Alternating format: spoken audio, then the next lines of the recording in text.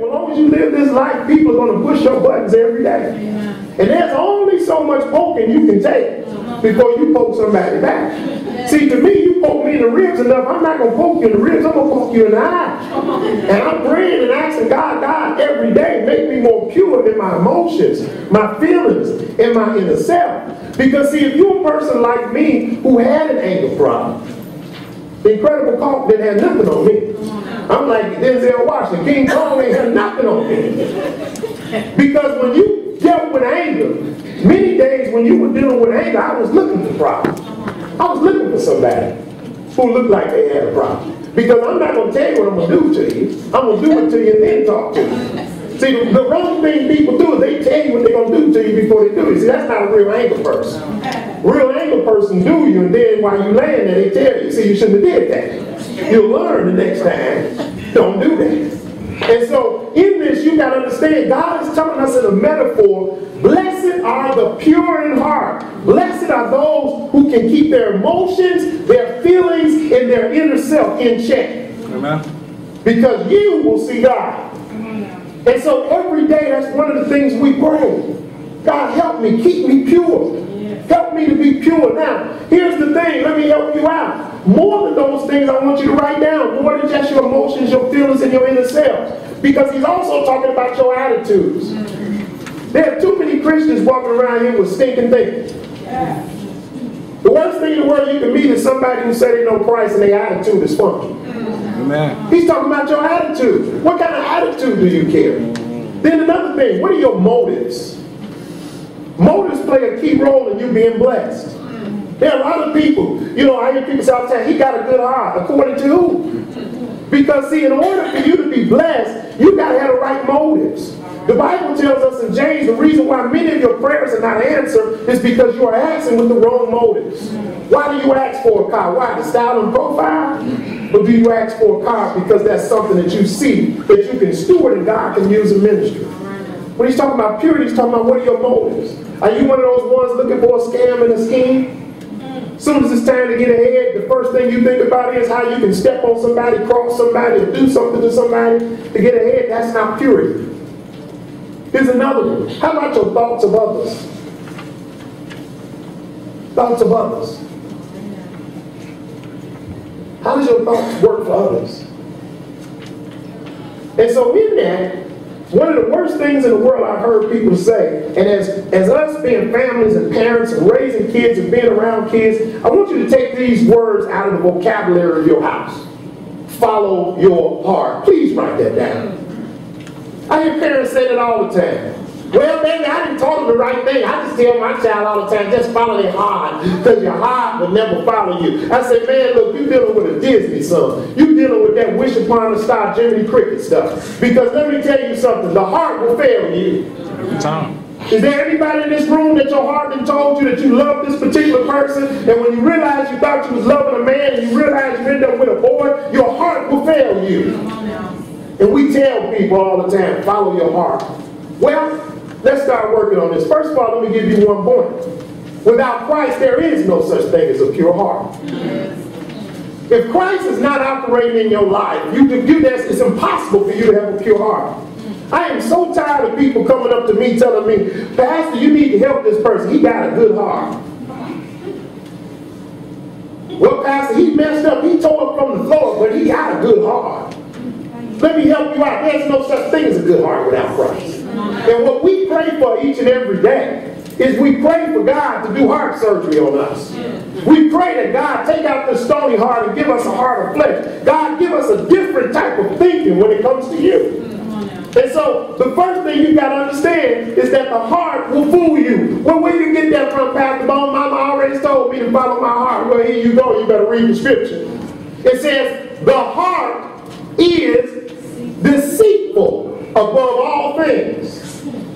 So let me help you out. If you follow your heart, you already know you're going to be hurt. Some people say, I'm in this because my heart is in.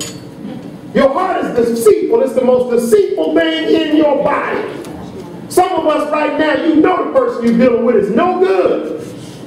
But your emotions are so tied up and you're not interested in walking in purity. So your emotions and your feelings are driving you deeper and deeper into your situation because you don't realize that the heart is deceitful. Look what it says. And beyond cure. So let me help you out. Without Christ, your heart cannot be fixed. See, when people tell me I believe in the Lord, baby, listen. If you don't have Christ operating in your life, you got a damaged heart that is damaged beyond repair. And the thing about it is, why do we keep calling ourselves fooling with people who ain't no good? When you know they got a bad heart, leave them alone. A lot of you all get into situations because you're trying to do surgery on somebody with a bad heart. You need to read the scripture close. You're dealing with people with a heart that is beyond cure. If they don't accept Christ, then you need to cut them loose. Because watch this, if you hang around with enough people with bad hearts, they will pollute you. See, right now we hear the news talk about something called the Ebola virus. That's going in Africa right now. It's one of the most deadliest viruses ever around. Somebody can cough in the air and can kill thousands and thousands of people. And so now they're trying to contain that virus because they don't want anybody to come over to the United States because the epidemic could kill millions of people. Well, guess what? There are spiritual epidemics that's going on all around you. There are people right now with soul hearts that are so rotten and corrupt, and we still keep trying to call these people. Let me tell you, some of these people you call friends. Some of these people, I'm coming down your street, some of these people you call family. Some of these people you call husbands, some of these people you call wives, some of these people you call my significant other, my boo, whatever you call it.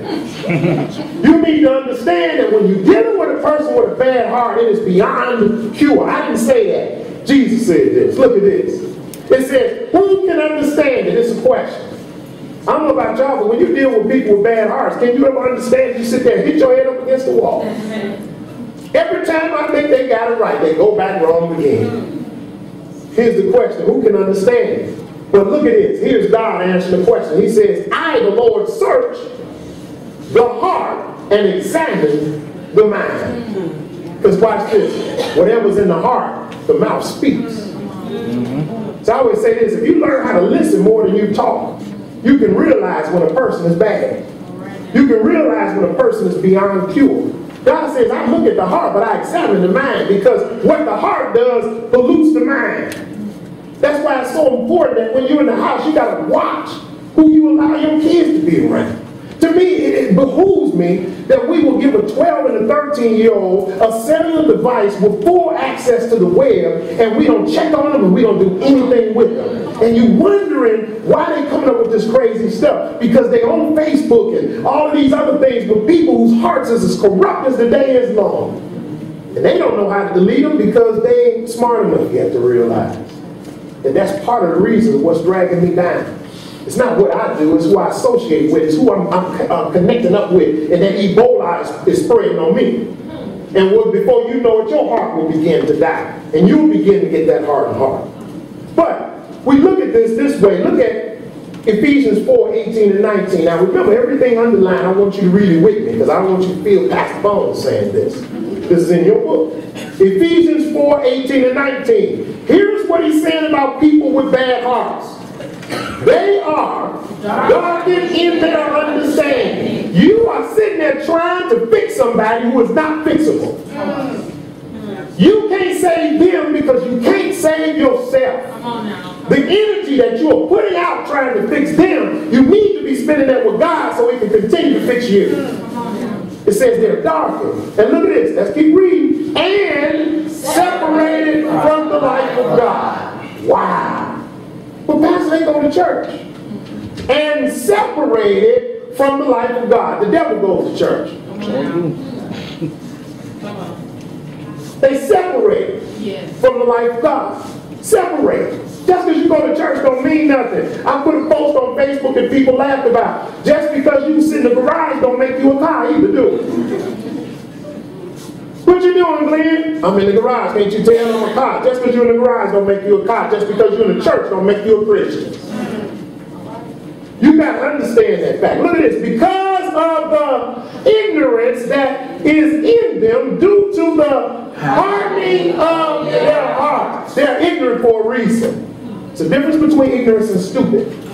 Ignorance is a person that don't know. Stupid is a person that does know and refuses to do it. So here's what you're doing. You're going around and here you go. You keep hanging around because you keep thinking, well, my spirit's strong enough, I can change them. How can you change somebody who's ignorant?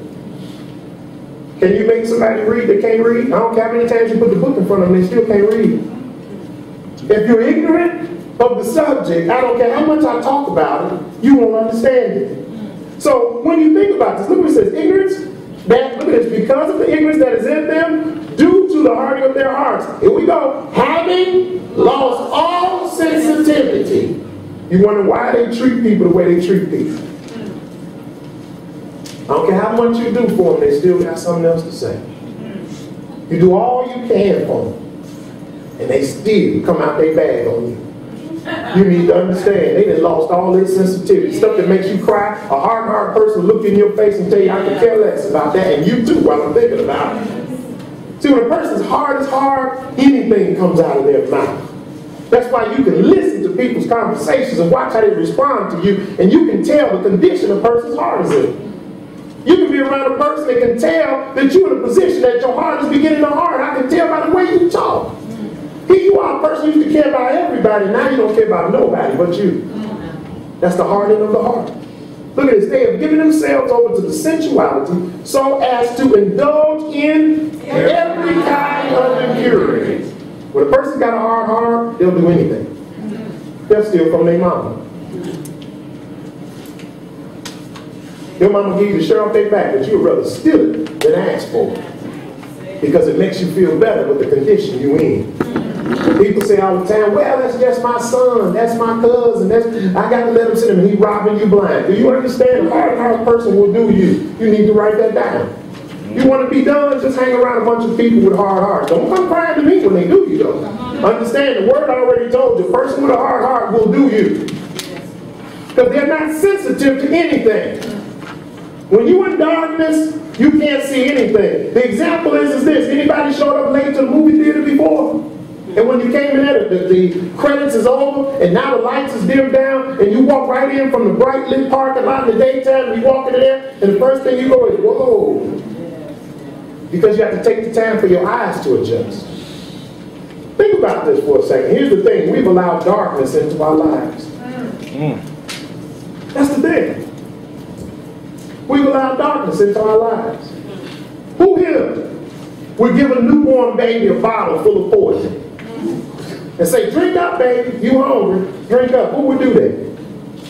Who would take their kids swimming in a swimming pool full of acid? Get in, get your bathing suits, jump on in. Who would do that? Now most people say, oh Lord, what are you saying, Pastor Bongo? Let me help you out. Who would let their 15-year-old get in the car with a man they ain't never met? I'm coming down the street. Because you're feeding poison to them. You let them swim in the pool with acid. Who would, watch this, give their 14-year-old son a cell phone with unlimited access? You're feeding them poison through a bottle. You put them in a swimming pool full of acid. Who would give people, watch this, who would give their kids money for movies and money for music, stuff you've never heard from in your life? You feed them poison. You let them swim in the pool of acid.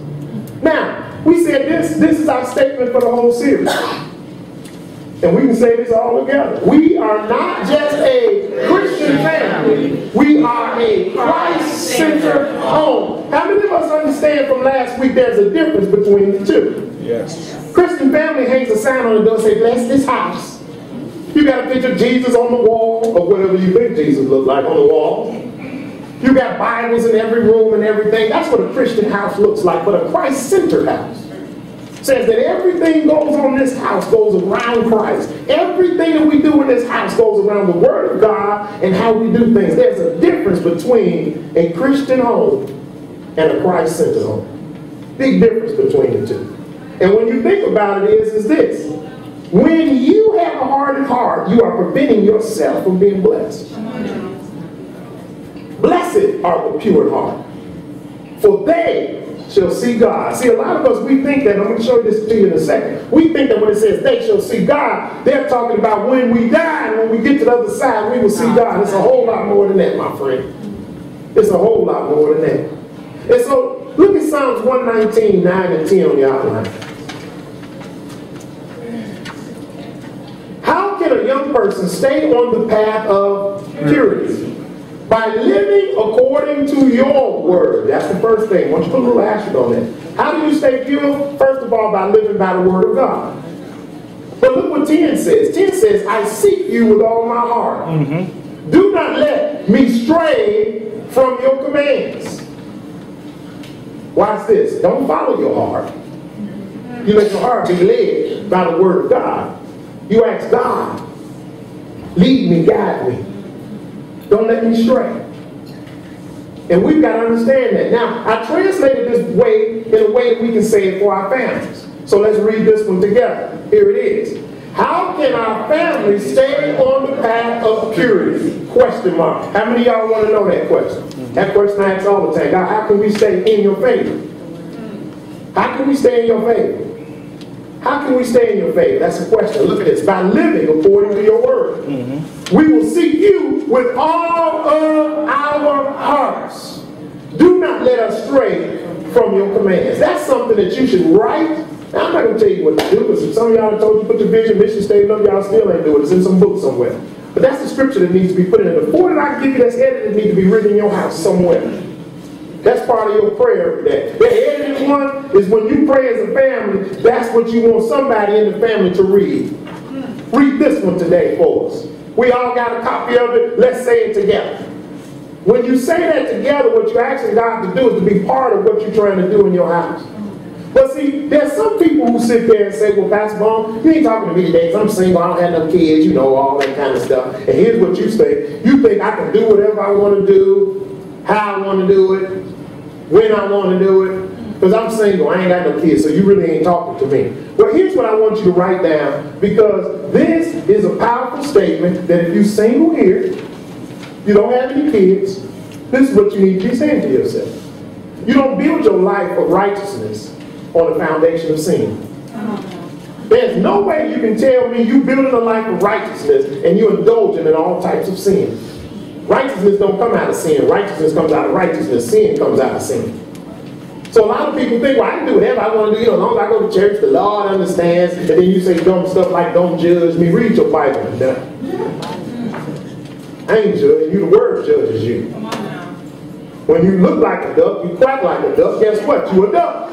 I don't care how much you try to tell me you a goose. You a duck. So here's what you got to understand. How do we remove the darkness? How do we get impurity out of our households? How do we get impurity out of our lives? How do we get impurity where we can live in a place that we can be blessed by the Lord and see God operating in our lives now and in the future? How do we do that? How do we create a culture of purity? How do we do that? It sounds good, Pastor Baum. How do we create this culture? How does it work? Well, here's the first thing. You got to get your heart right. Get your own heart right. Too many folks going around here trying to pull specks out of people's eyes, and you got logs in yours. That's what the word said. The word said, get the log out of your eye first. Then try to get the speck out your brother's eye. There's too many people out here where the whole idea is, and people need to understand that the most important thing to me on a daily basis is making sure that I stay at the will and the command of my family. I am not looking at what's going on outside. When people say, did you hear? I ain't heard nothing. I ain't looking at nothing but the direction I'm driving this car called my family. I ain't looking to the right, to the left. I ain't looking behind me. And there's too many people. Here's what you're doing. You're worried about everybody else's family while your own family going ahead. You're trying to make sure you judge everybody else's purities, making sure that you do your thing and ain't looking back and making sure you're putting down the rules that need to be put in your own house. So you got to understand, the first thing we got to do is we got to get our own hearts right. Why? Proverbs 4:23 says, above all else, here we go, let's read it, guard your heart, for everything you do flows from it. Everything you do comes from your heart. Watch your emotions, watch your feelings. Don't get into the habit where you got to become flirty and every time somebody says something, your first response is, when you let folks get in your emotions, your feelings, and get your insecurity, what they're doing is they're bringing impurity into your life. You got to understand, you don't need nobody to flirt and tell you how cute you are. You already know that because I'm uniquely and wonderfully made. Baby, there's nobody else like me, so I know I'm the cutest thing around. But see, a lot of us watch this. That's why you get dressed, that you want to get to walk and to step. So people go, woo-hoo, what's up, what's up, what's up? And not understanding, when you allow people to play with your emotions and your feelings, that's how the devil begins to show impurities to you. Before you know it, you start doing selfies. One more y'all with them lips like that, I'm going to put my hand through the screen and just slap you right on your lip. It's like you've been sucking on a lemon. What the heck is that?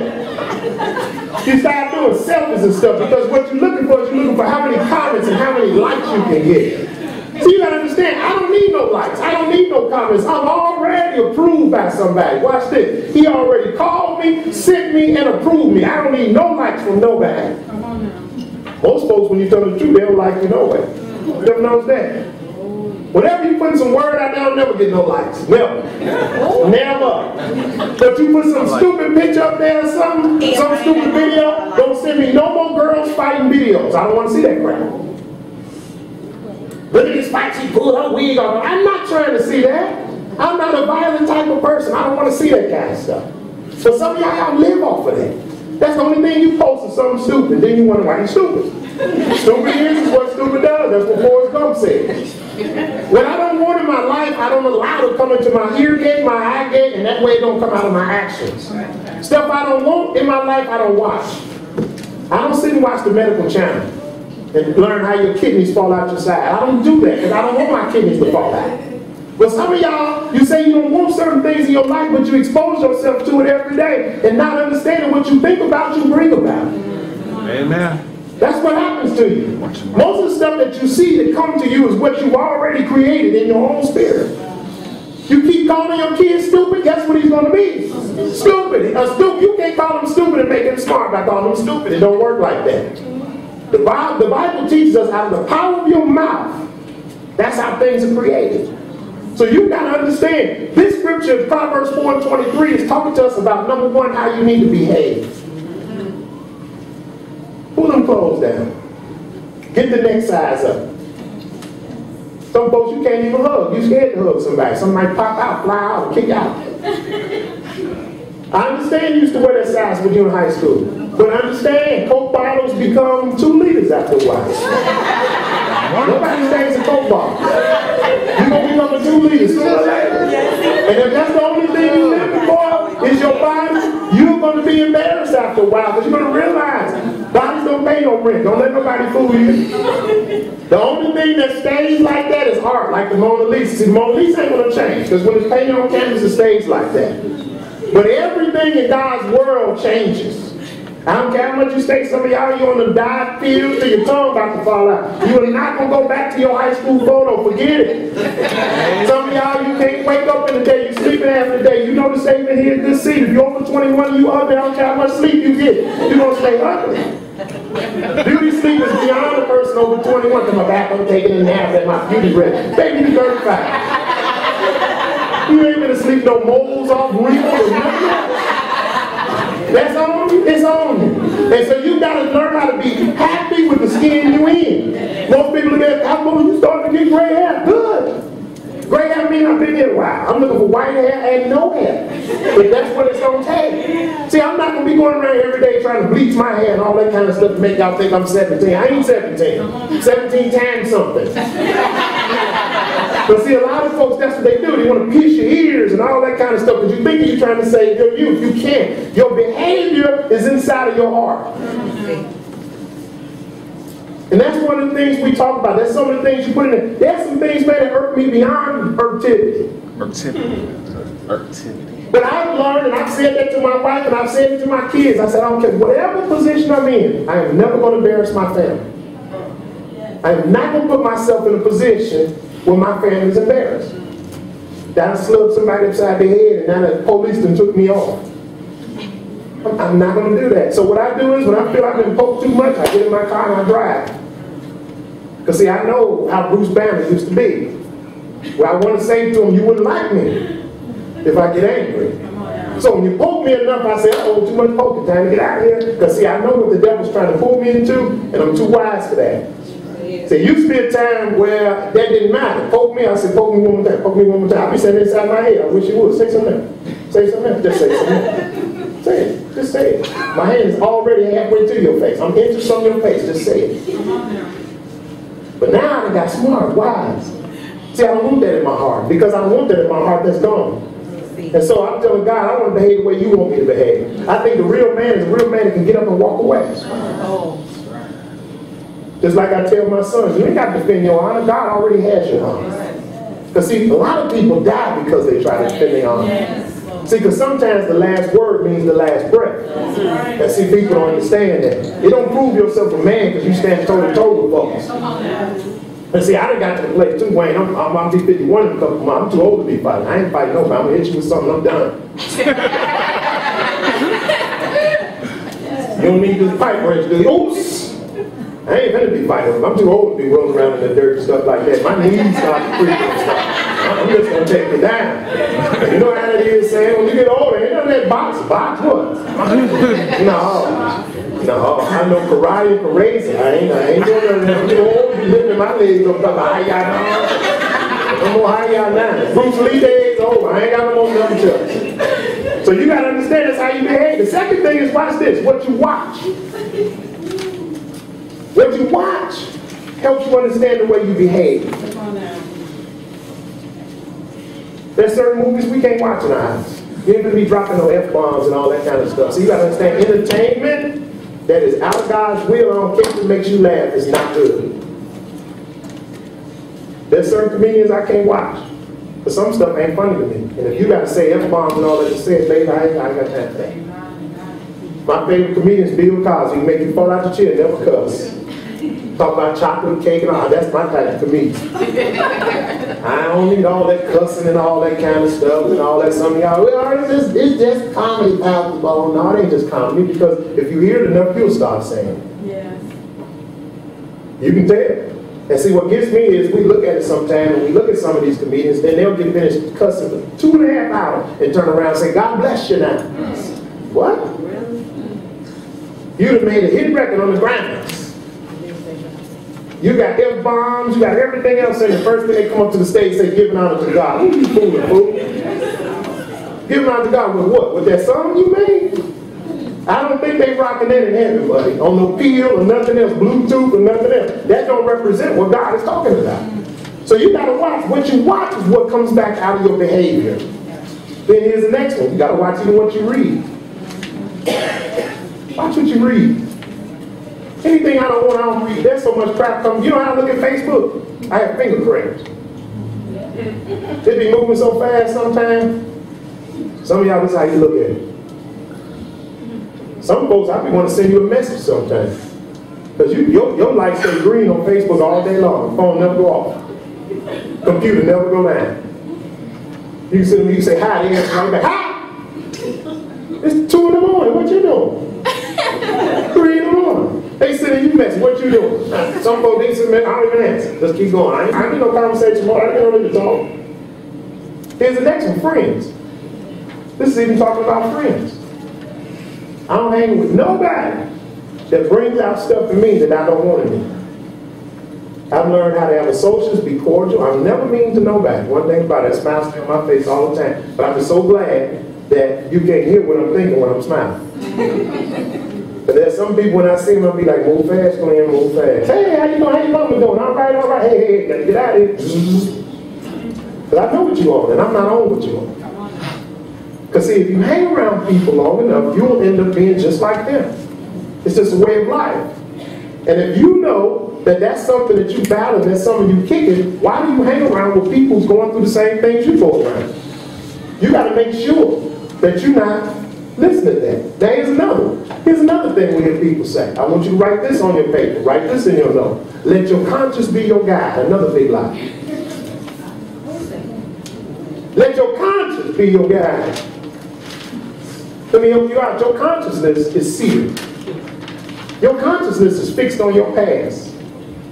Your consciousness is fixed on things that have happened to you in the past. Your consciousness is that, well, Pastor, I just got this feeling. I just don't trust people. I got this feeling. Grow up. That's your consciousness trying to tell you that. See, if you trust God, I trust God, and God ain't going to send nobody to me that's going to do me no harm. And if you try, the Bible says before you can do something to me, He's going to move me. See, when you stay under the wings of the Almighty, read Psalms 91 on your own.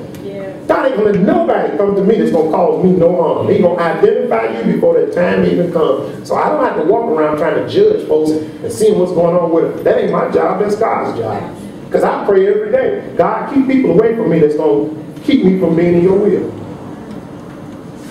That's why when folks decide they don't want to call me no more, you want to cut me loose, I don't get mad, I don't get sad. That's why I go through purges all the time. It's almost time. What's this, August 3rd? It's almost time for Facebook purge again. I go through, I put a nice little message on there, let people know it's that time.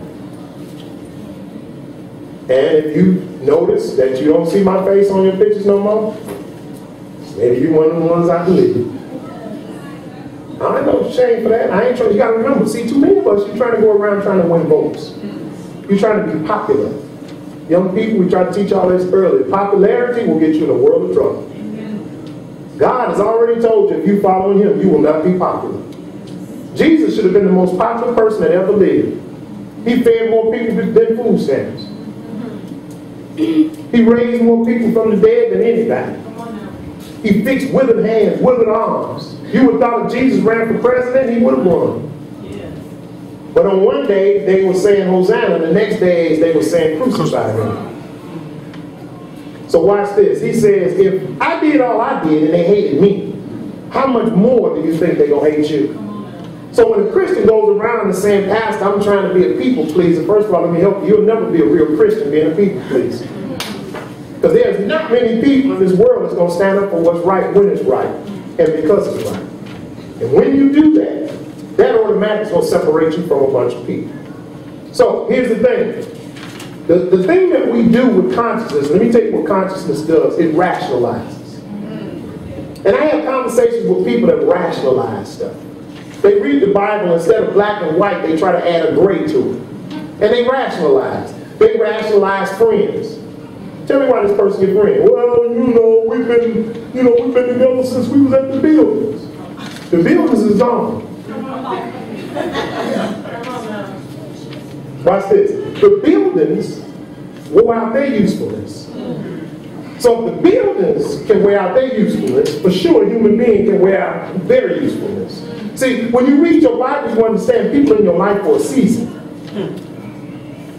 Anybody out here that's got flowers, but they call annuals? And then you got the ones that only come out when the summer's out. When as soon as the first frost comes, those flowers that are not meant for that season begin to die. And here's what happens to you. I'm going to give you your example. That's when you're keeping a person in your life beyond the season.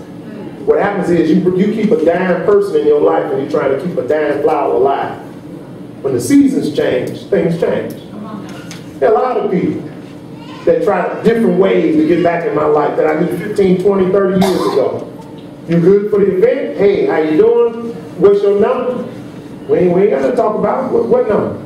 Email address, glennbones@yahoo.com. Why I control that. If I don't like what you send me, I put you in spam, you in trash all the time. I never check my trash. Trash gets all deleted.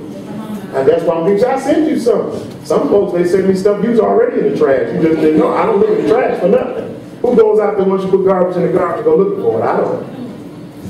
So you've got to understand, when you rationalize, you rationalize your thoughts, you rationalize what you watch, you rationalize what you read, the games you play, the language you use, and even your attitude. And then here's something you need to write down. Why do we keep taking money paying to be entertained by sin? I see people, you pay your money to be entertained by sin, and then we come back to church on Sunday and ask God to bless us again so we'll have money to be entertained by sin again.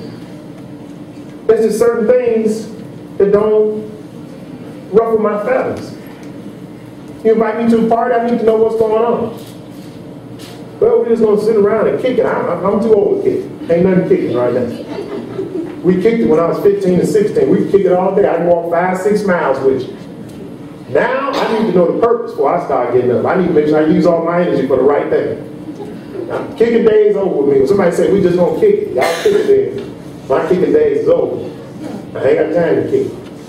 So you got to understand why that's important. Now, 2, you got to parent to the heart. Parents, we have to parent to the heart. Here's the problem. Most parents parent to the actions. Only time we discipline people is when their actions go outside the boundaries that we have. My thing is we parent to the heart. We sit, we talk. When things happen, I need to know, watch this, not what was you thinking when you did that, or what was you thinking. I need to know what was going on in your head that made you do that. Because if I know what was going on in your head when you did that, then now I can parent to the heart, not parent to the actions. See, there's some things when you parent, you just don't get the behind, you need to get the mind. And see, for a lot of parents, that's all they're about. They're about their behind. You do this, this, and this, I'm going to get that behind. And so what we do is we miss the mind. And what happens is, when you just operate on actions, what you're doing is you're working on your kids' behavior. And that's why you see so many kids, they grow up in a house, and what we consider a strict house, and then as soon as they get out, they get wild, like a wild dog. It's your fault, because you parent to the actions and not to the heart. See, if you parent to a person's heart, then you can work on the actions. I told you that last week. I don't have to keep telling my kids, you know, that y'all need to be good. Y'all need to be good. Whether I'm talking to my adult sons or what. We have some of the most interesting conversations when we by ourselves. Because when they get out of an atmosphere where anything goes and realize they're around somebody who's got a structure in their life, then they begin to talk about stuff that they say, you know what, that's true. I sat there yesterday and was just amazed, driving the car, my oldest son sitting there talking to Glendon, giving him the rundown. He said, let me tell you something. He says, here's what you better understand. He said, the person who's always been my hero my whole life is my dad. He said, a man that sits on the left side of you, whatever you do, you listen to him. Because he's not going to steer you wrong. If you listen to him, boy, you'll go far. He said, and what he told me was, he said, now I'm almost 30 years old. And he says, when I sit there now, he said, I switch places with you right now today if I got a chance to get what you got. He said, because that's what I missed out on more so than anything, was to be able to sit there and learn at the feet of my dad. And he told me, he said, I'm 30 years old. If I find out you ain't listening to what he said, I'm going to hunt you down and beat you down myself. And all Glendon did was turn around and hug his brother and say, yes, sir. I understand what you're saying. So you got to understand, we got to parent to the hearts of people. Not be behind. Yeah, there's a time when you get behind. When you ain't taking my heart training, your behind got to pay for what your mind don't understand. Amen. There's a time. They know that. My kids know that. Kaya 20 years old, and she still will tell you, I ain't going to try my dad because I think I'll still get beat down at 20. Because now, even though our conversation is different, we talk to the heart now. She comes now, still today, 20 years old. She'll come to me dressed, stand beside me so that I can check her. Don't like that. Too tight. Too long. Get rid of that. What you trying to attract? Flies? Daddy. That's all you're going to attract with that baby's flies. Go back and represent yourself the way you should represent. Remember, you're only going to get what you put out. You put out bad, you're going to get bad. See, that's parenting to the heart. Parenting to the behind says, you don't get there, get that mess off, I'll knock you out. That's parenting to the actions. And then all they're going to do is when they get out of your house, you're going to go and put them shorts on when you ain't around. No belt, I do what I want to do. But when you parent to the heart, they understand why you're doing what you're doing. That's one of the biggest things we teach. There's a reason why you teach. You just don't say, don't get involved with sex. You teach and you let them know. You don't want to have a baby by a chicken head. You have a baby by a chicken head, you stuck with that person most of your life. Amen. And the worst thing in the world you can have is being battling with somebody over the use of your child with a chicken head. So you make sure that before you get started running around, and we laugh, and I say booblers and mountains and all that stuff, when your eyes get peeled on that, realize that that's 15 minutes of fun and 40 years of hell if it ends up being the wrong way. It ain't worth it. So now we sit and we talk about that. That's talking to the heart. You got to make sure that whoever you with, first of all, they got to be parent material. Don't let nobody drag you to the bed that ain't parent material. Somebody who takes care of their responsibility. What gets me more so than anything, and I'm going to say this, is that we here as a people, if you've sat here once before and let a man bump your head, how many more times you want to let somebody bump your head? And what gets me is you get with a man who already got 2 kids, who ain't taking care of the 2 he got, and then turn around and think he's going to do better towards you. And you end up being a baby mama number 2, baby mama number 3. Because watch this. We back not with being pure. We take everything else. I'm lonely and God understands. The devil loves lonely people. The devil loves people, as grandmama used to say. The idle mind is the playground for the devil. When you ain't got nothing on your mind, the devil got something for you to do. And you got to understand, as parents, you got to look at this. Look what it says. It says the Lord does not look at the things people look at.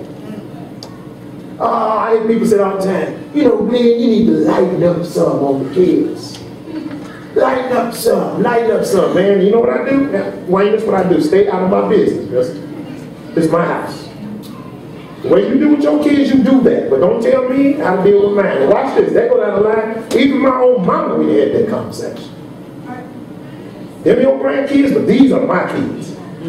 So I'm going to tell you what goes on here. I'll lighten up on that. You don't tell me I'll lighten up. No, we don't do that. No. God gave me the responsibility of this house. And they are my responsibility because watch this, the Bible says children are a gift from God. And so if they're a gift from God, you need to write this down. You're going to have to answer to them before you stand before God. I ain't going to be standing up there talking about, well, you know, I worked all I could to take care of them. That ain't going to do it. That ain't going to do it. You know what? I could work 2, 3, 4 jobs if I wanted to. I get offered jobs all the time if I wanted to do it. Because if I was materialistic, yeah, I could do that. But I go back and I look at it now. My daughter getting ready to go to school as a junior. If I wouldn't have sat down with my wife and she decided that she coming off her job because we knew that she was a special child and she needed attention. She needed extra love. She did. She needed extra love, and I told Carl, I said, you know what? I know if you don't work, that's going to cut down the income. We're going to have to sacrifice for some things, but you know what? I'd rather sacrifice them things than sacrifice my child. So you're going to stay at home so you can keep close tabs on her. And she wouldn't be sitting here right now when get ready to go back to Valpo if it was not for that. And the one thing I look at her when I talk to her hard, I said, don't you remember this one thing, if I ain't hit them all, I gave you everything I had. I gave you everything I had. You will never be able to look at somebody and say, you know what, well, you know, I wish my dad would. I gave you everything I had. I sacrificed. I was at the play when you was a tree. Where's Malachi? I am the tree, I was there. So watch this. I'm not looking for none of your check. I'm not looking for none of your salary. I'm not looking for you to take care of me. Here's what I want you to do. I want you to pass on to your kids what I gave to you. That's what I want to see you do. Then if you do that, I can go home, sleep peaceful, lay in my casket and be gone on. But do unto them what I did for you. Don't shortchange my grandkids no different than what I did you because I'm going to look at you strange. Don't you ever look at the fact and start thinking, oh, tuition, that's too much. I paid $5,000 for you to go to kindergarten. Don't ever come to me telling me it's too much to pay something for a child. Children should not have to sacrifice their lives so that you can have fun. Should have thought about that before you lay it down. And what gets me is people, you have kids, now all of a sudden you want to push them on, don't you had a break. You had a break. The break you should have took is when that Negro tried to put you in the bed. You should have broke right on out of it. That's what you should have did. You should have said, hold on a minute, somebody in my door. Broke right on out of there. I don't care if you have to run out there butt naked. You know what you know now, I would have broke out of there, trust me. But you got to understand, that's the sacrifice that you got to give. And as parents in our home, you got to realize that you got to be willing to give your life for this, man. You got to be willing to give your life for this. It's worth it. Giving your life for your family is worth it. There's too many people that's giving up on their families. Throwing their families away. Too many people playing their mind games. You're going to hear me talk about that in the last week. Don't get caught up in spitting that negative stuff on your kids about their parents. I don't care if they're a dog. Here's what you're going to learn. Kids going to figure out they're a dog. They're going to figure it out. See, what I learned that went through that myself. As much poison that was poured on me, my kids know the truth. It took them to get old enough to learn it, though. My son laughed night and day. He said, boy, I end up with somebody just like my mom. I said, what comes around goes around. That's how it works. That's how I tried to tell you that, though. See, when you get into those binds and you start getting to the place and start realizing that I live a peaceful life. I already know. I'm closing my eyes. I'm going to be gone. You might go and check on me, shake me, and I'm gone. I'm a peaceful person. That's where I want to live. That's where I want to live. I don't like nothing messed up like that in my house. My house is peaceful. I stick my key in the door, I hear crickets. That's what I want. I want my house peaceful. I don't want all that screaming and hollering and fighting and convulsing. I don't live like that. And I don't want to live like that, and I don't have people around me like that. If you can't control yourself, don't come in this house. And you got to start understanding that that's the peace that God wants us to live in. God wants your house like that, where a husband and wife can communicate without throwing stuff at each other. Because the way that you show your kids how you communicate, that's how they're going to communicate.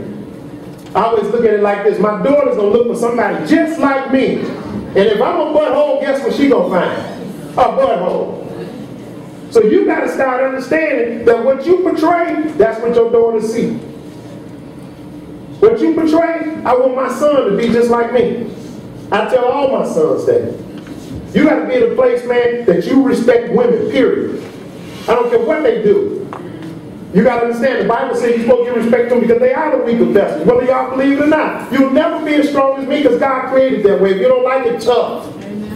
Talk to God about it. But we've got to understand that that's important. You've got to understand that when we look at that. Now, 3, pursue perfect purity of the heart. Pursue perfect purity of the heart. And you got to understand that. When we doing that and we talking about training people and working on the hearts, what gets me is when kids do stuff and the parent go and say, go and apologize for what you did. And they run up there and say, I apologize, you big baby. What you're doing is you're trying to control their actions when you need to start controlling their hearts. That's when you sit down and explain to people and you show them that the reason why you apologize to people is that God says if you don't give forgiveness, then you can't get forgiveness from Him. How long you want to live without God's forgiveness? I don't know about you, but I don't need a minute. So don't do it because I'm telling you, you're supposed to do it because that's what God says. So now, whatever you do that. You go ahead on now, have a good day, and you walk away and you see them running there. So that's when you're talking to a person's heart. When you standing with a belt talking about apologize, I'm going to beat you. What do you think they're going to do? I'm going to apologize. I don't want no beat. But what's going to happen is when they get out there in the streets, because you didn't work with their hearts, they ain't going to apologize to nobody. And some of the time, guess what? They're going to do it out of resentment because you used to beat them for making them apologize. Now I'm grown, I ain't apologizing to nobody. Ain't nobody going to whoop me no more for apologizing. I ain't apologizing to nobody. And that's why some people the way they are. It's because you parented them for their actions and not for their heart. So how do we pursue perfect purity of the heart? Anything less than perfect purity is impurity. You need to write that down. Anything less than perfect purity is impurity. Well, Pastor, we do it up to a certain extent. You know, I get a kid's room to do, there ain't no room to do nothing here. There's just certain things we don't do. There's certain things that even when we get in there, Malachi want to go out on the date, ain't nobody picking you up until he come to my house. No man blows the horn and you go running out like a dog. He blow the horn, I'm coming out. And I'm going to give this little Negro a little talk on why you don't blow no horn to get my daughter because she ain't no dog. You understand that? Yes, sir. You blow that horn again, I'm going to come out. You don't want me to come out. So guess what they do? They come around and go, Mr. Vaughn, how are you, sir? How you doing? Good. How you doing, son? See, if your mama didn't teach you, I'm going to teach you. That's why you got this life, not from Malachi. Sometimes you got my life to be taught. Because I already figured out you ain't the person you're going to marry, so I might as well teach you why you're in. So you got to realize that. You ain't going to never get married because I'm already doing it. I ain't approved by you because you blew. You already blew that. So you might as well go spend your money, take her to the movies. But ain't nothing else going to happen. Come on back, bud. How you doing, bro? How you doing? How's the job? How's your mama? How's everybody? Keep on stepping now. You got to understand that's important. Anything less than that. Look what the scripture says. But among you there must not be a hint of sexual immorality. Ooh-wee. Well, Pastor, I don't be doing that. I just look at the twerk videos on Facebook. That's sexual immorality. Let me help you out. Jesus said, don't commit adultery. I don't, Pastor. I don't be getting in the bed and nothing with nobody. But watch this. Jesus changed and said, if you look upon somebody with lustful eyes, you've already did. Let not a hint of sexual immorality be in your life. See, they try to get you on Facebook. You got to be quick. Delete it. You got to be a quick deleter. And then what I do is I delete the video and the person. Sometimes you put out your speech. It's just so terrible that people don't respect that there are other people on this sight that don't have the same crazy mindset as them. What I would do, if I was you, I would get rid of everybody who's like that. You ain't got to call their name. You know, if you do want to make their name black, you can, but I mean, you ain't got to call their name. And just let them know. If anything else slide like that today, you through. I ain't got to be your friend. I'm not that hungry for friends. So look what it says. It says, let there be not one hint of sexual immorality or any kind of impurity. Or any kind of impurity. Or of greed, because these are improper, please underline that, for God's people.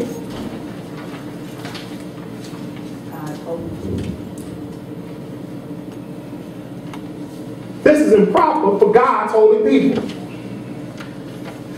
There should not be clothes going up your tail, showing the mountains and the valleys. Because this is improper for God's people. I keep filling in the blanks if you want me to. This is improper for God's people. We need to underline that. That's a scripture you need to be putting before your family all the time. The reason why I'm talking to you about that is because this is improper for God's people. God's people don't sit there and talk back to their teacher. That is improper for God's holy people. That's improper. You don't talk back to adults. That's improper for God's holy people. When you speak to an adult that way, you are cutting off your days. That is improper for God's holy people. That's the scripture that you need to have. Now, how much impurity is so much? Because see, I get some parents who get around and say, well, Pastor, you can't be that tight of it. So I'm going to tell you a little story. There was a little boy who wanted to go to see this movie, R-rated. And his mom kept going over and over again. She had seen the previews, and she was saying to him, no, I don't think you need to go see that movie. Yeah, that's a little too much nudity, too much cussing. And oh, Mom, it's just a little bit. It's just a little. Come on, Mom. It ain't nothing bad. Everybody else going to see it's just a little. She said, good, no problem. Sit down. Before you go, let me make you some brownies. It was his favorite thing. And as she began to make the batter for the brownies, she went out in the backyard and she got a little dog poop. Put it in a spoon, brought it in, and threw it in the brownie mix. Just a little poop. Just a little. Not the whole turd, just a little poop. Little poop. And she put it in the brownie thing, and she began to stir it up and stir it up. She poured the brownies out on the pan, she put them in the oven, she baked the brownies, she poured them out. The smell came all throughout the house. The kid was like, oh wow, my brownies ready? She says, yes. She says, but I need to tell you something before you eat it. I just put a little poop in it. He said, what? I just put a little dog poop in it. You want it? He said, no, I don't want that. And she gave that to him as an example. Said, that's why you don't want a little impurity in your life. See, just a little impurity changes everything. Amen. See, some folks, I know some of y'all ain't probably said, tell me what the poop is. I'll just get that poop on. I'm going to eat this brownie. I think poop and poop don't hurt. See, some folks, y'all just like that, huh? You can't tell what's the poop, what's the brownie. Coming on down. Good God, good food, good eating. But for most folks, watch that. How many of you all would ate that brown? That would have been it for me. No, I'm not eating no brown poop. I don't care how much poop you put in. I don't care if it's a drop of poop. Because I don't want to eat poop. Well, watch this. It's the same thing with your life. When you rationalize with yourself and say, it's just a little bit, Pastor. You know, Pastor, we don't go all the way. We just do a little naked gymnastics. We don't go all the way. When you do that, guess what? It's just a little poop. It's just a little poop. You know, just a little poop. It's just a little bit in my food. And so God is telling us today, watch this. How much poison do you let in your life every day? How much poison is enough to kill you? Some folks, let me help you out. You don't need a lot of poison in your life. Some of you all you need is just a little bit and it'll kill you. What you got to realize is this, and this is why the Bible teaches us. It says, watch how we walk with one another because we can cause each other to stumble. See, you can take a little more poop in your life than this person can. See, there's some people I know that struggle with alcohol, and the worst thing in the world you can do is invite them to a party with alcohol. See, you can drink one beer and cool yourself, but this person's like an 8-cylinder without a tune-up. They keep drinking until they fall out. The Bible says don't cause your brothers to stumble. See, in a case like that, when you know somebody's struggling with impurity, what you do is you make sure you don't bring nothing in that environment that makes that person stumble. See, when you're smart, you're a Christian, you understand that. You talk to anybody who's ever been through drug rehab, and the first thing in the world I look at is sometimes with drug rehab is crazy. You take them and you take them away from a place, you lock them up for 8 to 9 weeks to get them clean, and then you bring them right back to the Inglewood. He know the spots, he know the people and everything else, and then you tell him, now stay clean now. But you put him back in the place with just a little poop. And you don't think he's going to find the poop. And you come back to him, how you found that poop? He know where all the poop was before he left. So you got to understand with impurity, that's the biggest thing with us. A little poop does go a long way. You need to write that down. A little poop does go a long way. So when you sit there and try to rationalize yourself, well, come on, it's just a little, come on, man. Think about that. I want you to think about that from now on. And as a parent, you need to use that story with your kids. Before you go, let me make you some chocolate chip cookies. And go out there and find you some poop. And put it in there and play like rock teacher. Which one got it, which one don't. You know, it's just a little poop. You don't know. You eat the wrong one, you don't know. Little poop does go a long way. You got to be very careful with that. Blessed are the pure in heart. Let me put that back up there again.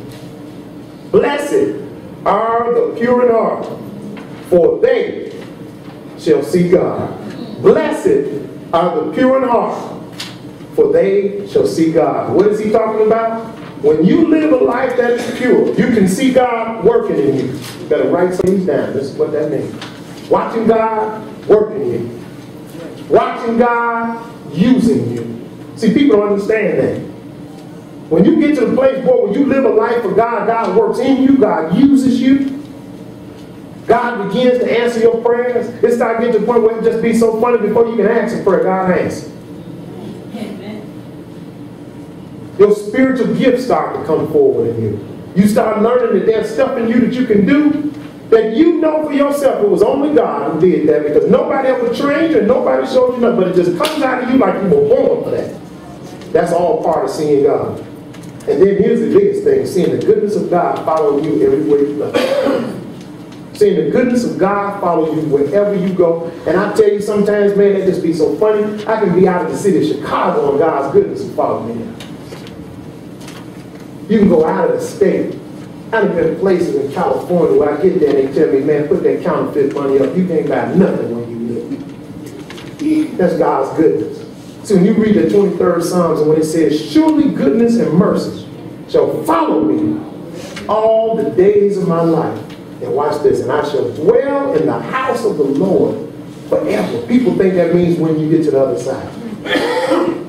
Earth here should be a slice of what heaven is like. I look at sometimes, I sit at some of the things that God do for me, and I got a saying that I say all the time. Man, imagine what heaven is like. Just imagine heaven for a second. Man, if it's that good, imagine what heaven is like. Our last scripture, we're going to read this together. On your outline is Ezekiel 36 and 26. It says this, watch this, this is God.